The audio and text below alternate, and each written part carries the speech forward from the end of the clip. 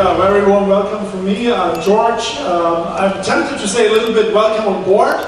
I'm the Asia Pacific Bureau Chief of Deutsche Welle, DW, the German International Foreign Broadcaster and President of the Jakarta Foreign Correspondent Club. And without further ado, I'd like to invite our key guests today.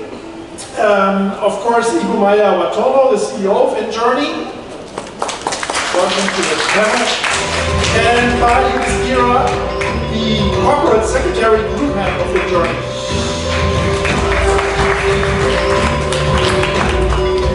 Yeah, I mean, I travel a lot as a bureau chief. I cover all of Southeast Asia, so I've quite a bit of a track record when it comes to taking journeys and hotels and destinations and flights. So I'm very curious what we will learn today from one of Indonesia's biggest corporations. I think Ibu Maya will give us a bit of a journey to first of all understand where we are, what belongs to InJourney and what does not belong in there, what kind of destinations, hotels, and so on. I think that's interesting, and then I think we will have room for a Q&A. So fasten your seatbelt, lean back, and enjoy the ride. Thank you, George. Selamat sore. Assalamualaikum warahmatullahi wabarakatuh. Terima kasih teman-teman semua. Thank you so much. It's an honor to have everyone here this afternoon. I think this is the first time for Jakarta Foreign Correspondents Club to be here. We've received so many our media friends, but it's our honor to have JFCC here today and to sort of explain what we do in InJourney. And we've had quite a bit of chat back before coming on stage now about what InJourney is, sort of the difference between InJourney and the Ministry of Tourism, how we work with our different stakeholders. So maybe I have a brief slides on what we have. So InJourney, we are built in January 2022. So 3 years ago, it was instigated by the State of Enterprise, Ministry of State and Enterprise.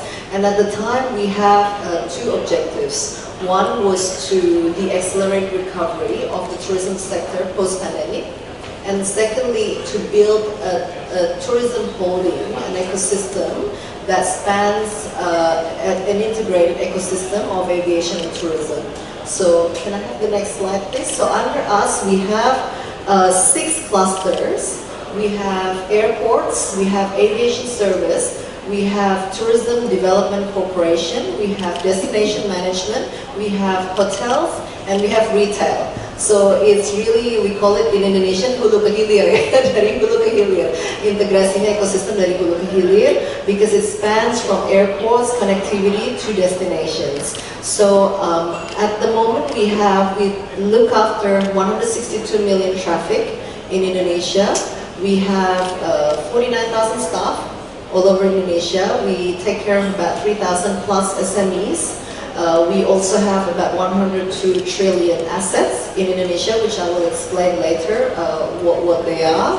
And also we span across five of our priority destinations all over Indonesia. So for InJourney Airports, we take care of 37 airports in Indonesia. It's actually a merger. Historically, it was 2 big corporations, Angkasa Pura I and Angkasa Pura II. And last year, we did a big corporate action to merge the 2 big airport operating company in Indonesia to become InJourney Airports. And the purpose of this merger is to standardize the operations, the service, and all the policy of the 37 airports that we manage across Indonesia. And with this merger, we become the 5th largest airport operator in the world. And our aim is to become the 3rd largest airport operator in the world. So we manage 162 million passengers, domestic and international, and we're still continuing to open connectivity to the international world. now. That's one of our purpose. Then we also, same time last year when we did the merger for the airports, we've also created InJourney Aviation Service, and this is to manage all of aviation service in Indonesia. That was historically under the two companies, Angkasa Pura I and Angkasa Pura II. We pull everything and merge into InJourney Aviation Service, and under 5 pillars, we manage cargo logistics, ground handling, facility support, property, and also hospitality, so lounges, catering, and we would like to transform also the aviation services in Indonesia going forward. We also have ITDC, InJourney Tourism Development Corporation. We manage destination development in Indonesia. We have our asset is in Nusa Dua, in Bali. We have Mandalika, and we also now have Labuan Bajo, the three assets of ITDC, and we also take care of Toba. So 4 out of the 5 priority destinations. Then we have InJourney Destination Management.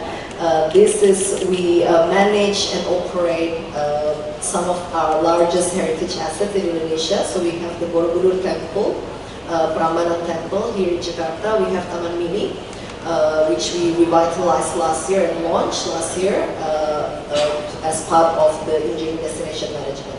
Then we have InJourney Hospitality or hotels. This is our 6th cluster. We manage currently 42 hotels all over Indonesia. One of our biggest launch last year was the Meru in Sanur, as well as Bali Beach Hotel. Bali Beach Hotel was a historical hotel that was built by our first president, Bung Karno. It's a very historical hotel that we've revitalized as the Bali Beach Hotel, and this is part of later on, which will launch this year, Special Economic Zone that we saw in the video earlier of medical tourism. So it will become a medical tourism complex, the largest of its kind in Asia. So it will be the first integrated medical tourism complex. So we will have hospital, we will have clinics, center of excellence from all over the world, as well as hotels, convention centers. So it will be an integrated complex. And last but not least, we have the 6th cluster, which is retail, is Sarina. This mall that we have here, which is actually the first mall in Indonesia that we've also revitalized. And our aim is to open also more retail, eventually outbound. So we would like to open Sarina in Europe, in Amsterdam. That's our plan. Also in Korea and Australia. That's the 3 locations that we're looking at to open Sarina outbound, because the idea is to bring Indonesian craftsmanship to international world. So that's sort of InJourney in a glance, this span.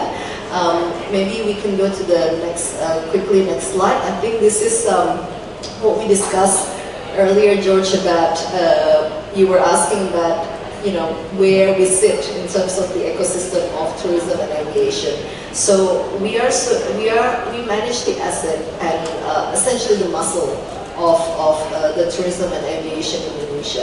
And of course we believe that tourism and aviation will become the backbone of Indonesia's future economic growth. At the moment it contributes to 4.1% GDP, but we believe it can contribute to 6 to 8% of GDP of Indonesia. And looking at the assets, we've discussed about all the beautiful assets that Indonesia has, and we would like to convert that beauty, that richness in culture and nature to share of travel and share of wallet. And I think that has to be equivalent, because we're currently on the 5th in Southeast Asia in terms of tourism, but actually our tourism index is number 1 in Southeast Asia, and how to leverage the potential and maximize potential of our tourism asset. Next. So these are our key strategic initiatives, what we have as our master plan for our tourism and aviation industry. Firstly, connectivity, because we manage our airports and aviation service. We work a lot with the Ministry of Transportation to work on improving our domestic and international connectivity. This includes airlines, airports, aviation services, infrastructure and accommodation through our InJourney hotels, making sure working closely with the Ministry of PU, ya, dulu PUPR, sekarang PU, for infrastructure and also accommodation. Destination development, we work on developing destinations, as I mentioned, Mandalika, Labuan Bajo, Toba. We work also attraction and programs. We have a lot of events. We have 540 programs over the year. So this year we have 540 programs all over our assets. And also working with people in hospitality. So we have hospitality schools, hospitality trainings in the priority destinations, and also ensuring sustainability tourism through our green initiatives, and also working with the people surrounding where our assets are. Next slide, please. And this is probably my final slide on the super priority destination. So this is actually the tourism destination that has been set by the government, as well as we manage the special economic zone of medical tourism. So our aim is to build the destination, but also ensuring economic growth year on year. So we track our KPI on top of course, as a corporation, as a state-owned enterprise, we have accountability towards governance and profitability. However, we also have a role as an agent of development. So in this area of super priority destinations, we work to ensure there's economic impact in each destination. So we measure the economic year-on-year growth. For instance, in Borobudur, we have tracked the last few years since we've been working to rezone Borobudur and Central Java area. The economic year-on-year growth is about 5.2%. Same as Mandalika, we've tracked there's an economic year-on-year growth of 4.75% in Mandalika. Toba is the same. One of our events in the Mandalika circuit, MotoGP, that generates 4.5 trillion sustainable economic impact for 5 years. It employs many local workers, and it produces multiplier effects in the local area. So that's our aim. And last but not least, the special economic zone in Sanur. This is also our latest project, which will be launched hopefully in June this year. And this will be, because at the moment 2 to 3 million Indonesians go abroad for medical. And the idea is to, and this is equivalent to 97 trillion deficit outflow. So our aim is to curb the outflow, at least by half. So we would like to curb it by about 50 trillion, but also invite tourists to come and have the medical tourism, enjoy our medical tourism complex in Sanur. And yes, the license for doctors, we have the license for foreign doctors to practice, but we are also ensuring that there is transfer of knowledge. So we work closely with Udayana University so that we have foreign doctors coming in to practice, but then also there's transfer of knowledge to our doctors in Indonesia. So this is our aim also, and we have a blueprint of where we want to be in 5 years' time with the special economic zone, and we're bringing center of excellence from Germany, from Japan, from the US, from Australia, from many different oncology, cardiology, stem cell, fertility, retirement also. So we have many center of excellence that we will open in stages for the next 2 years in special economic zone. So I think that's it for me for now. That's kind of sort of what we're doing at the moment in InJourney, as well as our priority projects.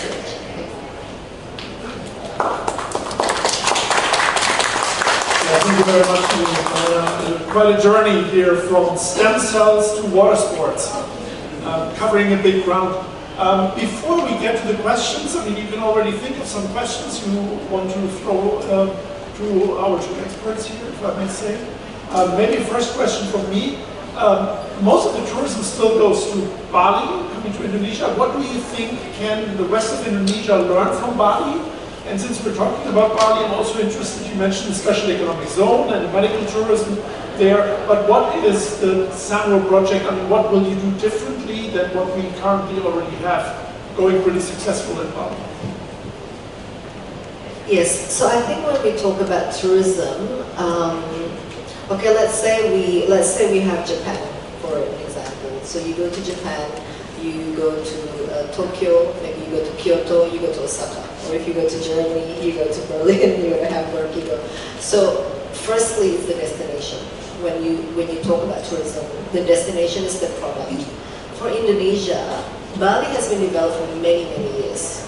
50 plus years Bali has been developed. So the product itself is established as a tourism destination. Indonesia, our challenge geographically, we have 17,000 plus islands all over Indonesia, 280 million people. Connectivity is, we have air, sea, land. So geographically, this is something that we need to overcome. But also the destination itself needs to be developed the way Bali is developed the last 40, 50 years consistently. So that's why our effort the last 3 years is to firstly develop the destination, develop the product first. Because unless you have the product, people come and you don't have the connectivity, you don't have the infrastructure, you don't have the hotel, you don't have the hospital facilities, then people won't come. It's tough for tourists to come if you don't have all the facilities that comes with the destination. So that's what we're trying to do. For example, in Toba. So when we first started working in Toba, there is virtually no hotels there. But now, since the last 3 years, there's 2 5 stars, a local chain, but 5 stars hotel, one in Samosir, one in Bali, and there's more coming up.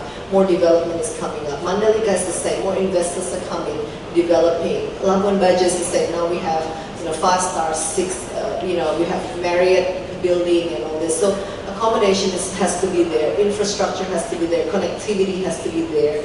You have to be able to fly to the area and enjoy the destination. So that's what I think your question is, why only Bali? Because we have not developed in other destinations the way we have developed Bali. So the effort now is to develop other destinations so that we have more diverse. So we call it in Indonesia pemerataan ekonomi. Right? So the economy will be diverse. So this is what we're attempting also.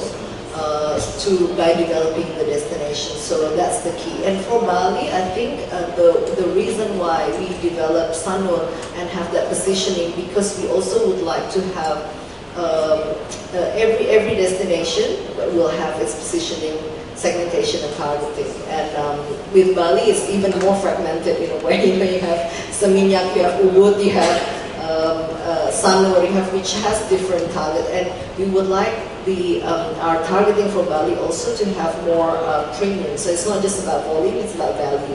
How much people spend in the area, as well as the length of stay. So also not just about more tourists, but it's about the value of tourists, premium tourists who spends more, who will have longer length of stay. So those are the 2 sort of strategy we do for the destinations as well as Bali. Thank you very much. Okay, well, let's have a round of questions. Maybe we can collect 2 questions. If you could raise your hand, state your organization and your name, and ask your question. Then we will start with the gentleman here in the front. Assalamualaikum warahmatullahi wabarakatuh. Good afternoon, selamat sore, and terima kasih for hosting this media gathering and iftar session for Ibu Maya, Yustira, and also Pak George. I'm Raffas Gojo from Asia. Good news from Southeast Asia. We are Southeast Asia-based media subsidiary from Good News from Indonesia Organ FE. Nice to meet you all here.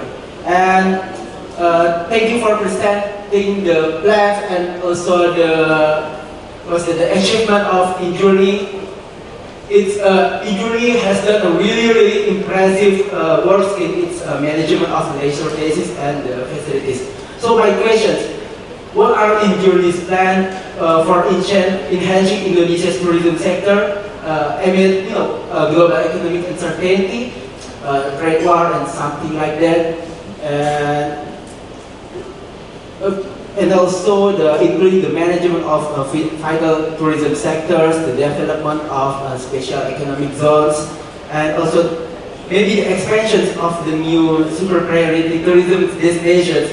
Maybe are there any upcoming additions to the current list of super priority destinations? Thank you very much. Okay, do we have one more question? That is here in the front. Hello, good afternoon, Bu. How are you? I'm Miss B from Nikkei. Nice to meet you again, Bu. I would like to ask something that you have conveyed in your presentation. You mentioned that, was it InJourney or the whole sector of tourism that you are looking to contribute by 4 to 6% to the GDP? Can you confirm that? And what do you think the government needs to invest more? So apart from what InJourney has been doing, so what do you expect the government should do to support, to boost further such goals? Thank you.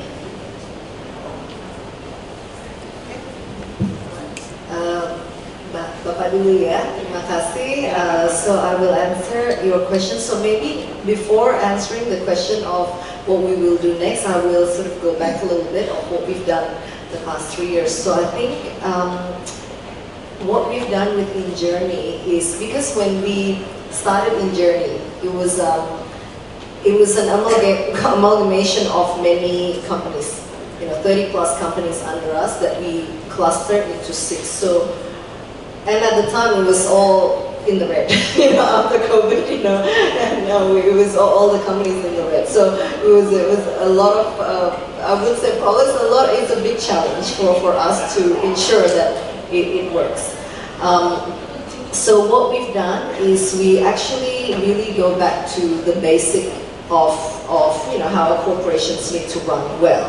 So we look at fundamental business review, we look at financial sustainability, how we can run this corporation well so that it can be sustainable for the future, and that's when you have the capital to start building things. So thankfully by end of last year we are all green. All of our InJourney members, all 6 clusters are booking profits. So then we are in terms of financial, we are sustainable to build more. So and on top of that, as I mentioned, we as of course as a state-owned enterprise, we have this accountability for profitability, but then we also have a role for the Indonesian people, for our nation as an agent of development. So how to juggle, to balance those roles, to ensure that we can be sustainable as a company, as a corporation, but also be able to give impact, economic impact, and for the people around us and for the economy. And this is where what I showed, the blueprint, is what we do. So of the airport, process, as well as people. So physical transformation, we are Terminal 3, we're doing quite a major renovation in Terminal 3, but also then Terminal 2 and Terminal 1, rezoning everything that eventually the end game, Terminal 3 will be FSC, or full service carrier, international and domestic, and will become an international hub. Terminal 2 will become, we will make a dedicated terminal for Hajj and Umrah, which has a 12 million capacity per year.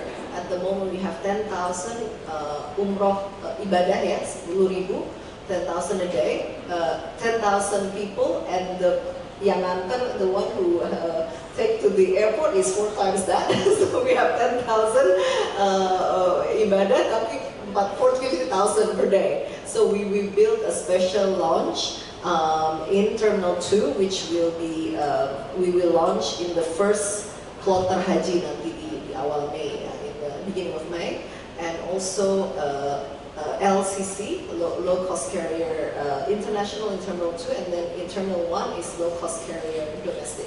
So we rezone everything according to, and this requires process, right? But we're doing this as a fundamental transformation rather than just a cosmetic transformation. And if we stick with this blueprint, then it might take 2 years or so, but then it will become a lasting transformation for our airports.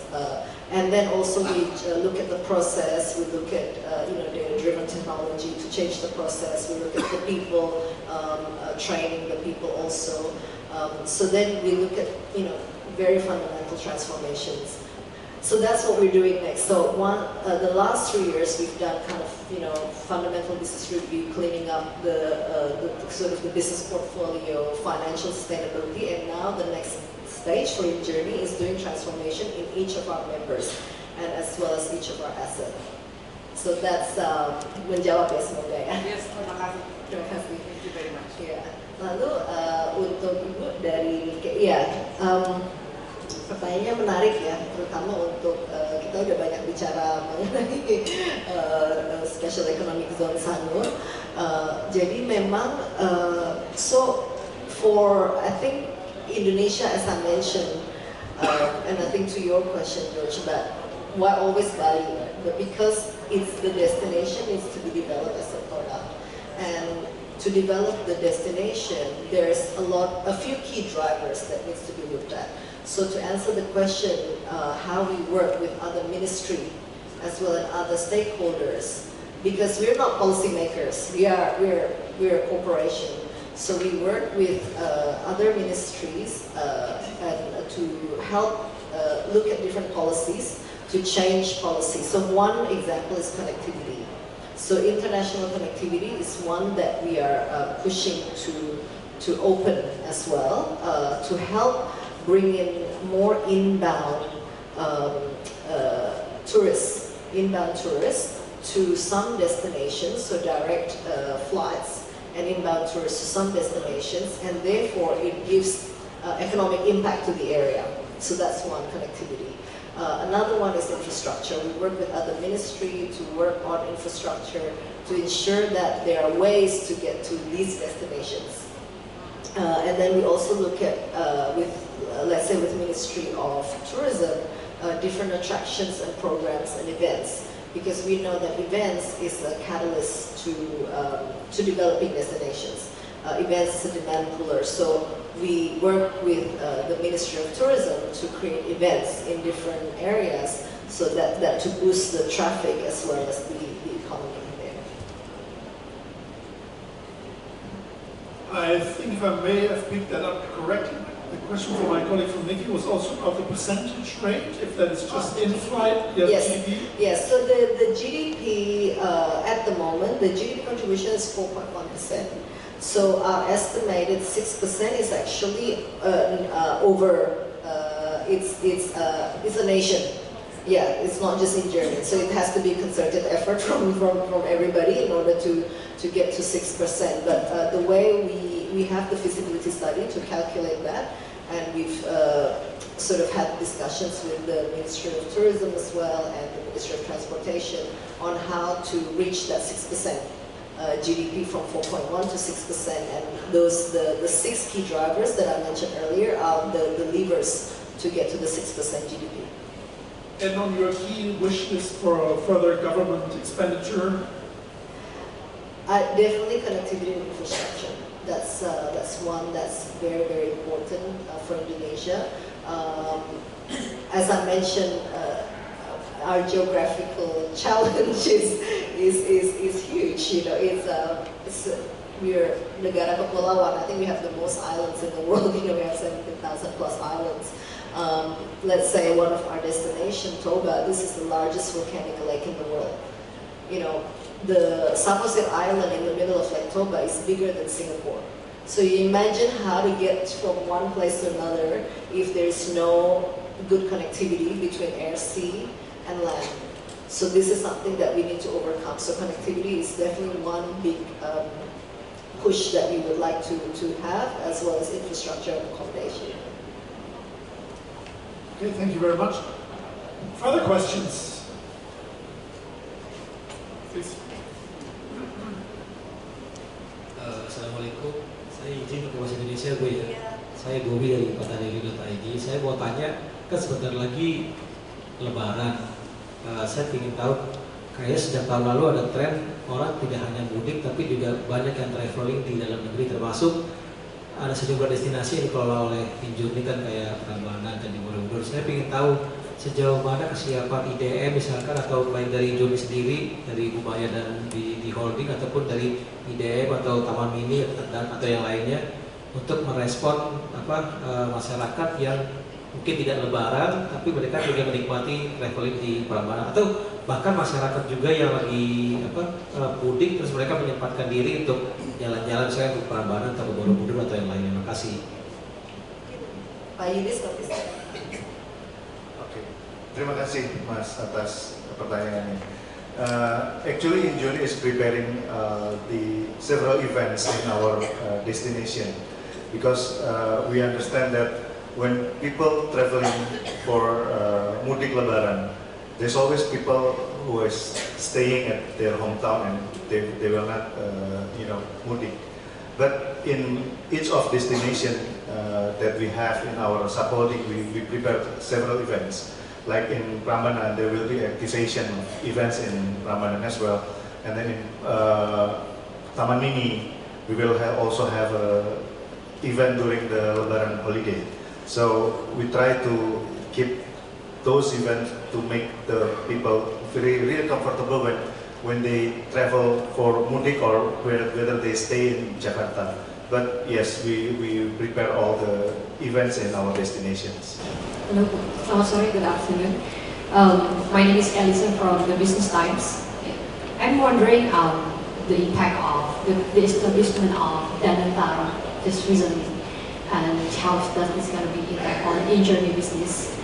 Maybe you have expectations. I mean, you said that this new investment fund is the game changer for Indonesian tourism sector. But what is your expectations with this establishment?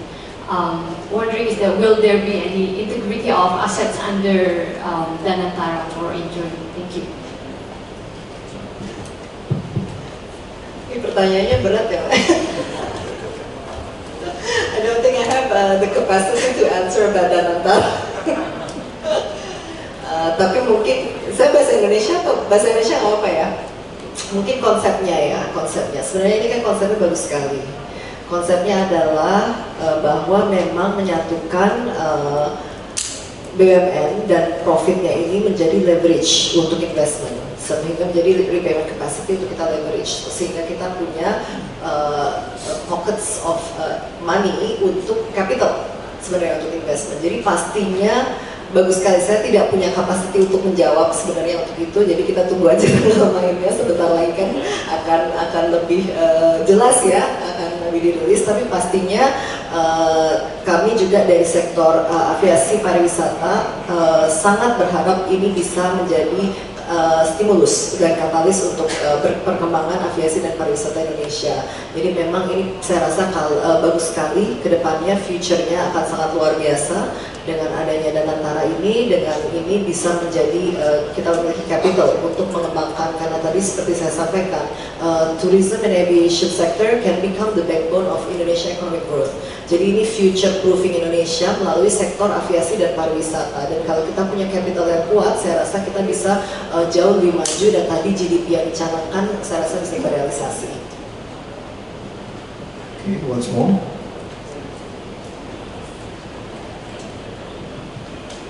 Hi, good afternoon. My name is Mark Winkle from Prisma Public Relations. I'm curious to hear a bit more about tourism promotion, and if you could contrast for us domestic versus international tourism, and kind of run through what you see are the top 3 challenges on the domestic side, top 3 challenges on the international side. Thank you. Okay. So I think Indonesia is quite unique in terms of the domestic and international strategy. So at the moment our KPI for international tourists is 17 million tourists inbound, and then for domestic is actually, we call it pergerakan. Pergerakan is in the movement. So we look at the movement is tracked from kabupaten. I don't know what's the English regency to regency. So pergerakan dan kabupaten from regency to regency. So when there is a movement from regency to regency, of course then the multiplier effect because then people will buy from SMEs, people will buy souvenirs, people will buy, so that's how it's tracked. So this one, the KPI is 1.4 trillion, 1,4 miliar pergerakan, 1.4 billion movement. So it's very different to international inbound. The domestic, we look at kind of the on-the-go market to measure, not the volume, is more the movement from regency to encourage purchase and multiplier effect and economy. So with that, the two different strategy, we have of course challenges. And as you mentioned, the top three challenges for international.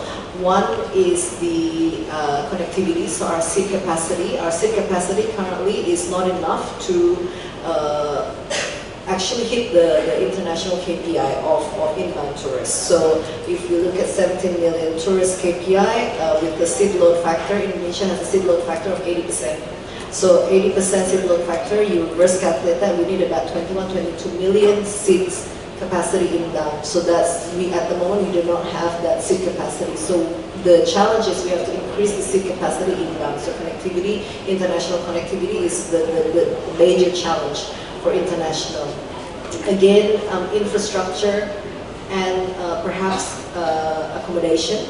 So when tourists comes and when the infrastructure accommodation facilities are not up to the standard, that's when there's a challenge to retain and promote the destinations, and also the hospitality, the standardization of hospitality within all the different areas in Indonesia. So if you go to Bali, of course, being a major tourist destination, so hospitality is very high, the standard is very high.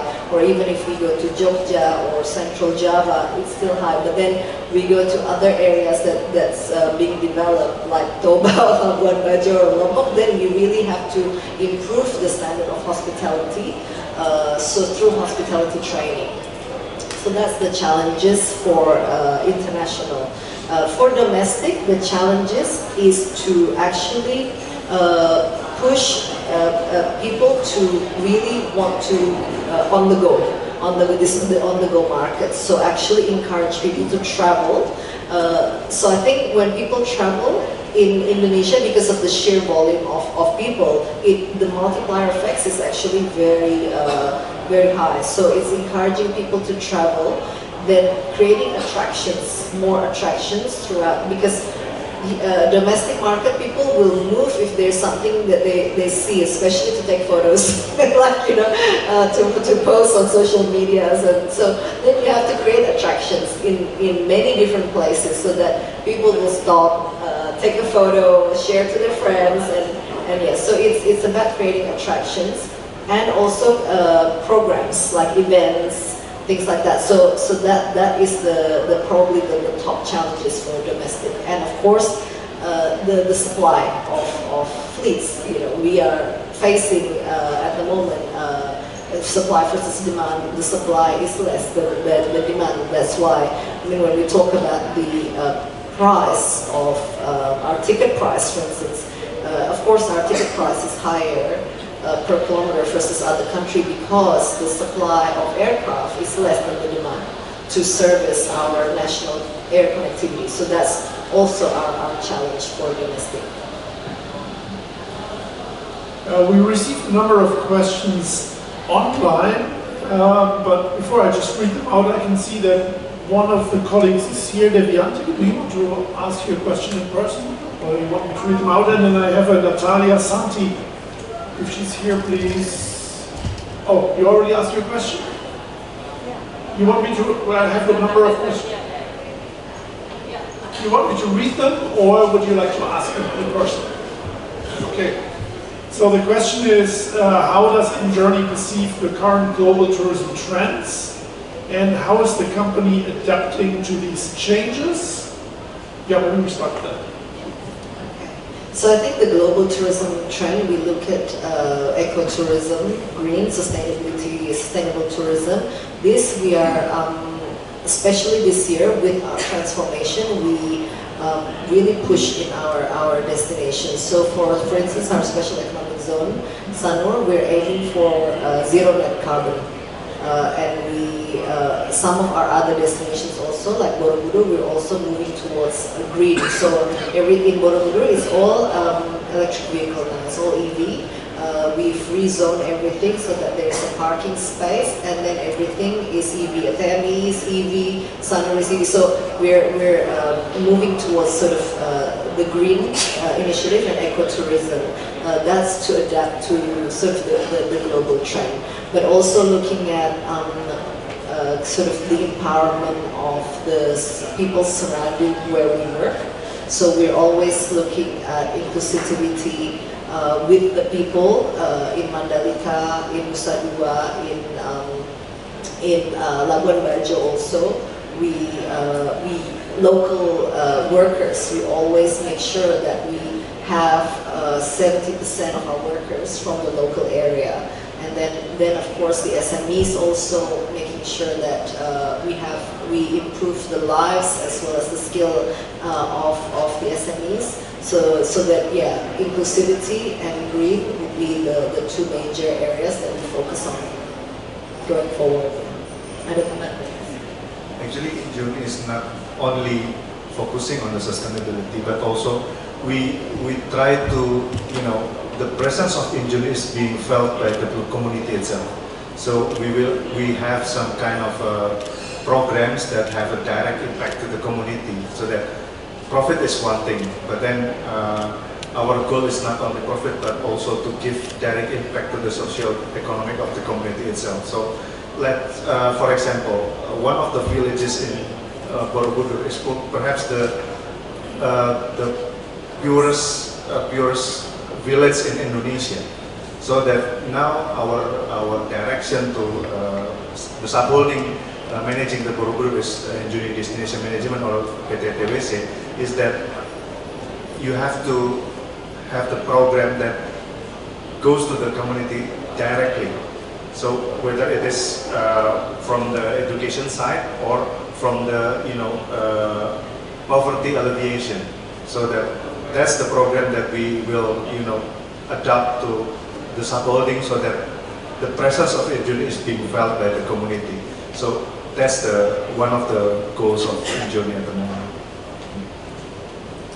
Thank you. And then we have a question from Ibu Dianti. Do you want to ask, or should I read it out? Okay. What is Indonesia's plan to improve public facilities at tourist destinations, such as clean toilets, trash bins, and infrastructure for disabled? I think for all of our assets, we aim for definitely that, toilets, clean toilets, sampah juga ya,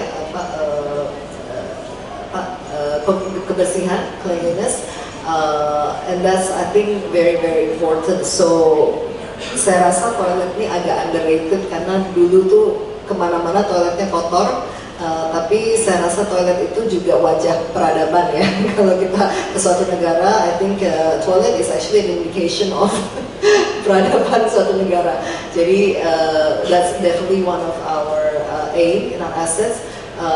Ministry of Tourism also has a big, huge push on namanya wisata bersih.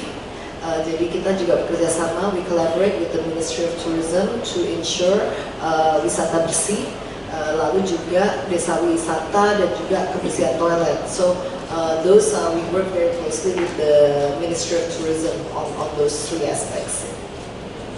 Okay, terima kasih Bu. I'm Rofi, I'm from MX and also InJourney.com. Since you mentioned about the Labuan Bajo, I think you mentioned about you referred to Golomori Conference Center. I went there twice, and last time I went there last year, and I just want to know if you can give us an update on the progress of development. And I mean, it looks like the progress is slow because last time the Asian Summit was to be held there, and then if you can expect what your next plan to accelerate the development of the Golomori Conference Center, Is the first question. The second question is, what is the InJourney's plan to, just to stimulate the local economy, your contribution to the local economy in Labuan Bajo? If you can elaborate detail with the plan. Terima kasih Pak. So Golomori, this is one of our latest asset in ITDC, and we are currently in the process of building the master plan for the Golomori area.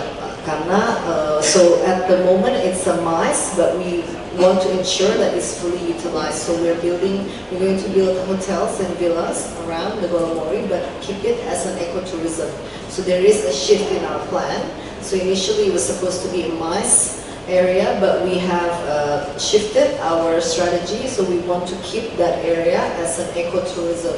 So around that there is 3,000 hectare of forest, hutan lindung dengan KLHK ya. So initially we wanted that as a MICE area, but now we're working with KLHK to ensure that the forest stays, because you go across, there's the Komodo, ada Rinca Island, there's the Komodo there's still Komodo in Golomori. Sometimes if we go to the convention, there's a Komodo walking past, so we would like to ensure that the wildlife stays. So we want to keep the forest there and build it as an ecotourism area.